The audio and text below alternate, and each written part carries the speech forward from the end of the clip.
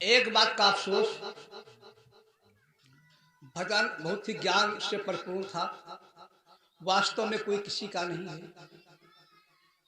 लेकिन यह बातें हमें याद तब तक रहती है जब तक हम सत्संग सुनते हैं।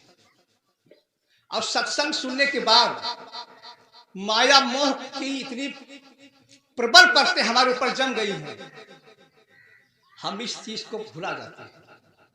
दोबारा फिर एक बार याद आती है, जब किसी मिट्टी को हम दफन करने जाते हैं, तब याद आता है कि सब कुछ झूठा।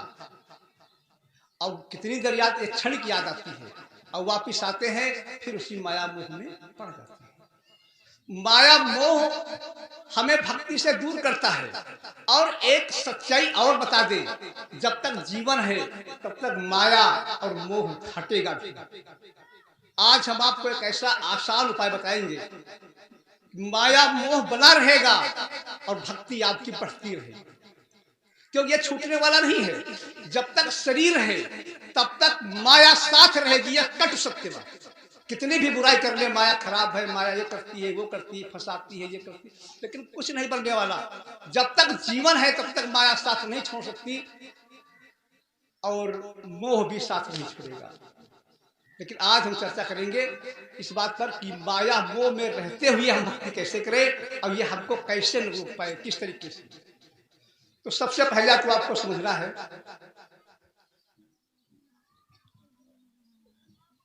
हम आप शरीर नहीं है, ये तो पता होगा सब लोगों को।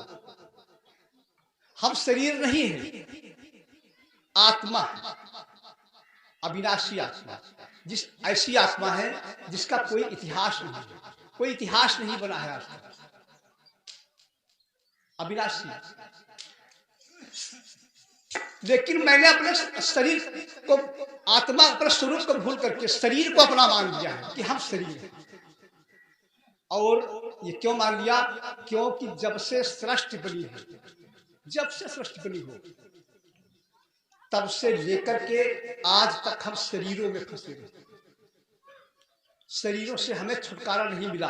तो ज्यादा शरीरों में रहते रहते, इन शरीरों में रहते रहते, इस माया में रहते रहते, इस मोह में रहते रहते, आज से नहीं, जब कभी सृष्टि बनी तब से हम आप यहाँ भटक रहे हैं माया मोह और इस शरीर में।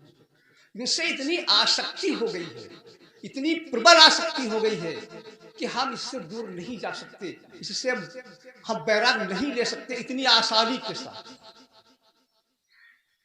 अब देखिए, सृष्टि का जो सबसे बड़ा उपहार मानव शरीर आपको मिल गया।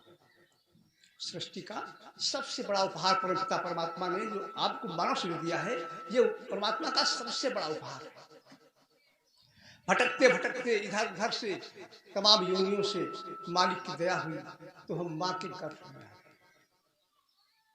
अब विचारणीय एक बात है, ये कल्पना नहीं है। माँ के गर्भ में जब हम आए थे तो शरीर हमारा निर्मित होने लगा था, बनने लगा था। शरीर साथ ही में आया था, लेकिन सूक्ष्म था, छोटा सा था, लेकिन शरीर के साथ में ही हम पेट में आ गए थे, आत्मा आ गई थी। धीरे धीरे शरीर विकसित होता गया और इस तरीके से 9 महीने में सारा शरीर बनकर के तैयार हो गया। और 9 महीने तक हम माँ के पेट में रहे। ये कल्पना नहीं है, ये सब कुछ हो रहा है, हो चुका है हमारे साथ। और ये भी सत्य है कि जब माँ के गर्भ में हम थे तो हमारा सर नीचे था, पैर ऊपर थे, हम उल्टे थे। ये भी सत्य। और यह भी सत्य है कि जब हम माँ के गर्भ में थे तो हम जगह जगह से बंधे हुए थे, हर जगह से, और गंदगी की सारी धाराएं हमारे ऊपर से निकल रही। घोर गंदगी में हम पड़े हुए, बोल भी नहीं सकते थे, भाग भी नहीं सकते थे। इस तरीके से हम शट कर दिए गए 9 महीने।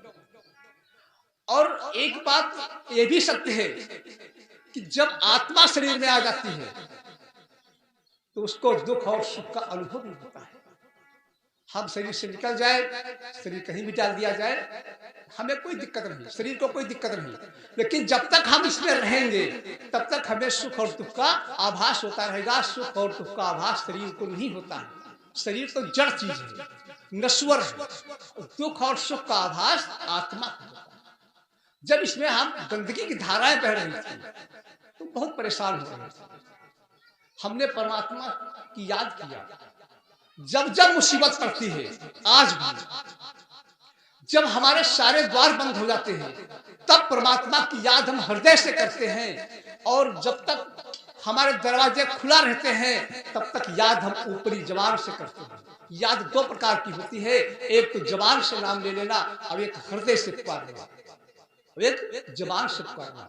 तो जब हम घोर संकट में पड़े हुए थे तो हम हृदय से पुकार रहे थे, सच्चे हृदय से पुकार रहे थे परमात्मा को, हे प्रभु हमें बाहर कर। क्यों, कितना कष्ट था। अगर आज 10 मिनट के लिए किसी को ऐसे नर्क में बैठा दिया जाए तो परेशान हो जाएगा। 10 मिनट के लिए मात्र, अब हम 9 महीने तक।